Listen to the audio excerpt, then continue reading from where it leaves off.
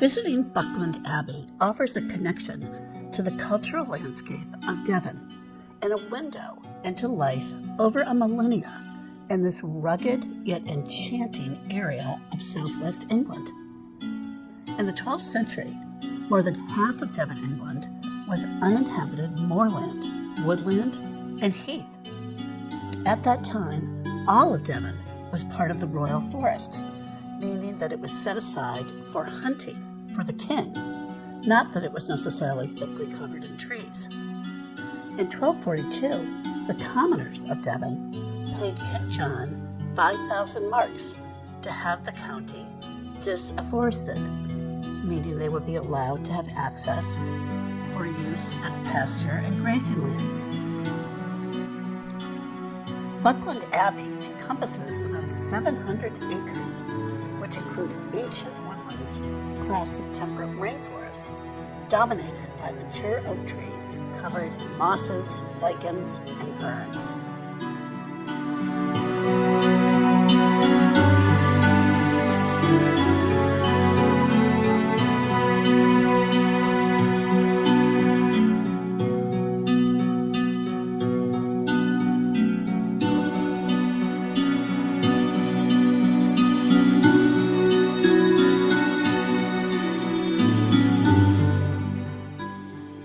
In about 1278, Amicia, Countess of Devon, founded Buckland Abbey as a Cistercian monastery in Buckland Monachorum, a village in Devon located in a quiet valley above the River Tavy on the edge of Dartmoor, an area now a massive national park. The Cistercians were known as white monks because they did not dye their habits. Cistercian monks tended to live in large communities in wild and remote areas where they took on major land improvement projects. Their isolation and self-sustainability bred innovation.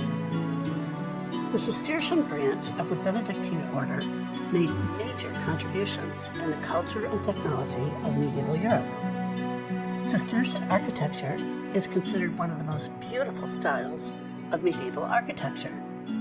Whenever possible, buildings were made of smooth, pale stone and kept very simple. The austere aesthetics of the Cistercians became known as architecture of light and was intended to inspire an appreciation beyond the material.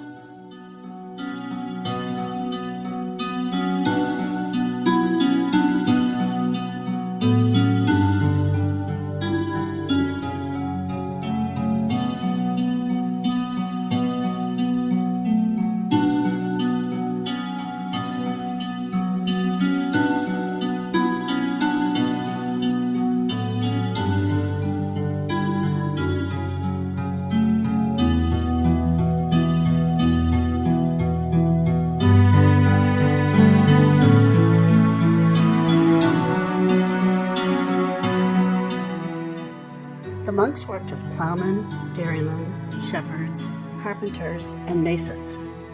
In fact, their farming skills and investment in local industry eventually made the order one of the richest and most influential.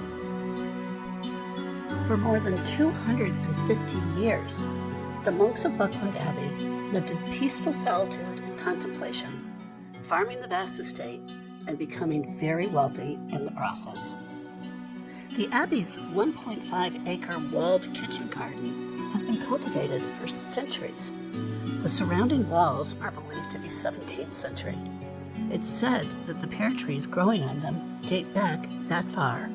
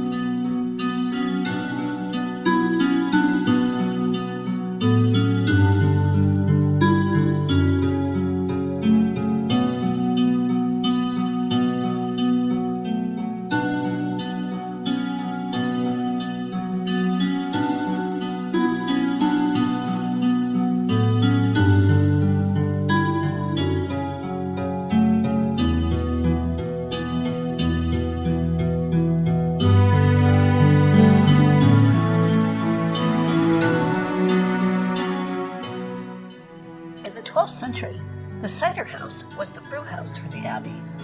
In the medieval era, brew houses were built as much as a quarter-mile away from the house, since they were a fire hazard, and their noise would disturb the peace of the household.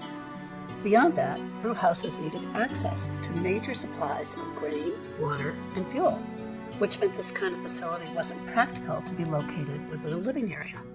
Not to mention their smoke and smells were disruptive. Buckland Abbey has always had links to cider making, and the orchards here are said to be among the oldest in the country. The apples harvested were pressed to extract the juice and make cider. In the past, this was vitally important, as water wasn't drinkable, and everyone, including children, drank cider or small beer.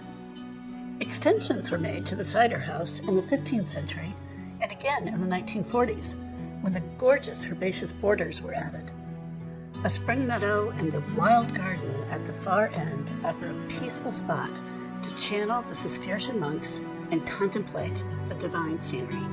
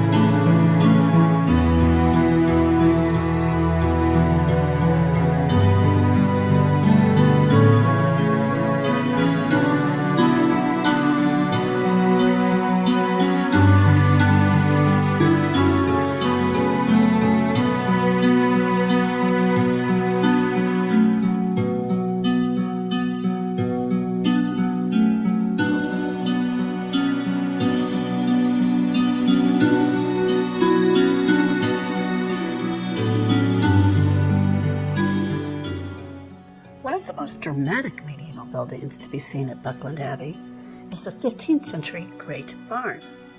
The monks built the immense Great Barn to store wool, fleece, cattle hides, and crops such as oats, wheat, and fruit from their nearby orchards. The barn also stored tithes, which were a form of local tax where farmers gave 1/10 of their produce to the church.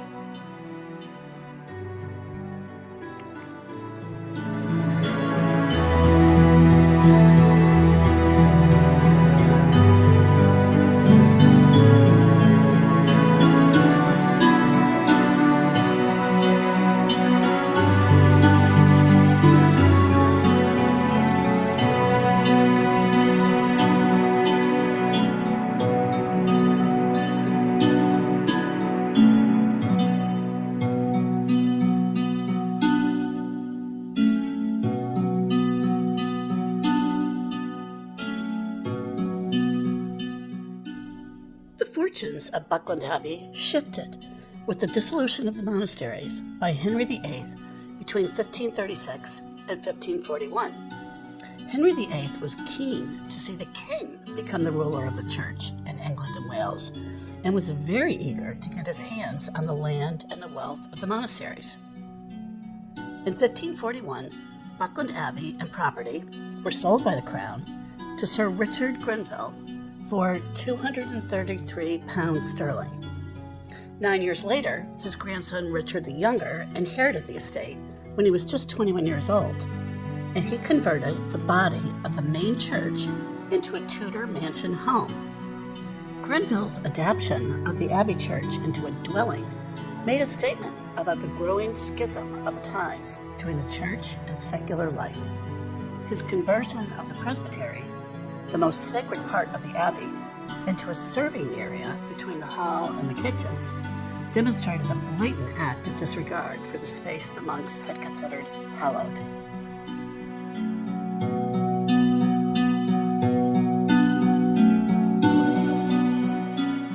Richard the Younger was an adventurer, like his father and grandfather. His exploits included fighting the Turks in Hungary, colonizing parts of southern Ireland, and serving as the admiral of a fleet that brought settlers to America.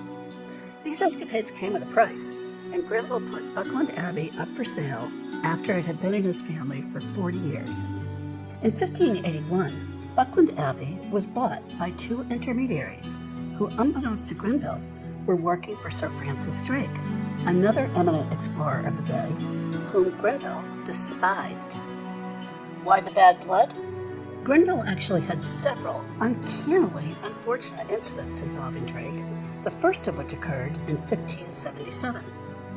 A privateering expedition Grenville had proposed to the crown had been turned down, only to have Drake later get a similar commission, during which he successfully circumnavigated the globe. This accomplishment was a first for England, which gave Drake a prominent place in English society.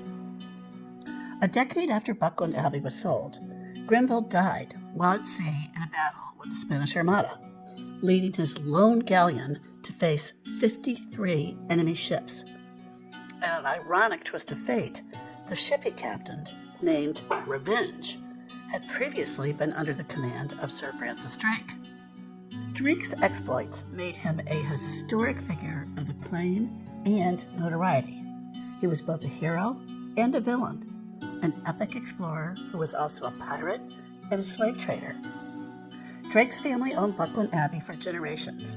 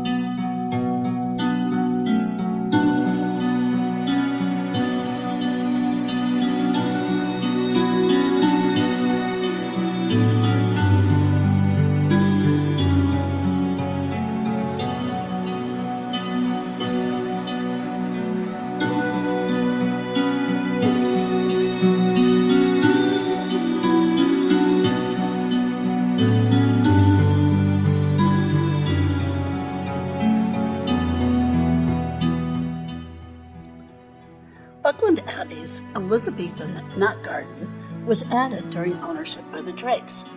Elizabethan gardens were said to have been designed to amuse Queen Elizabeth I during her reign from 1558 to 1603. These gardens are characterized by being enclosed by high hedges of privet, holly, or rosemary, and laid out in symmetrical rectangles with sand or gravel paths between them. Highly decorative and ornamental, Elizabethan gardens feature a knot motif that was inspired by the designs of the Italian Renaissance. Today, Buckland Abbey's Elizabethan garden features more than 100 single and semi-double flowered roses.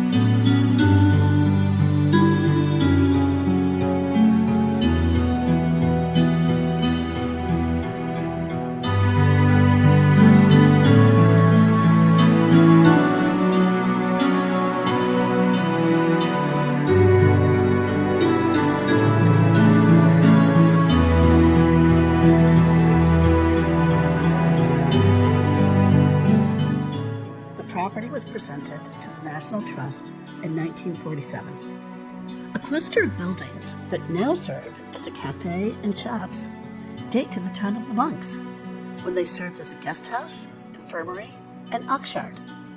Today, visitors to Buckland Abbey can follow in the footsteps of monks and adventurers and connect with more than 8 centuries of epic history.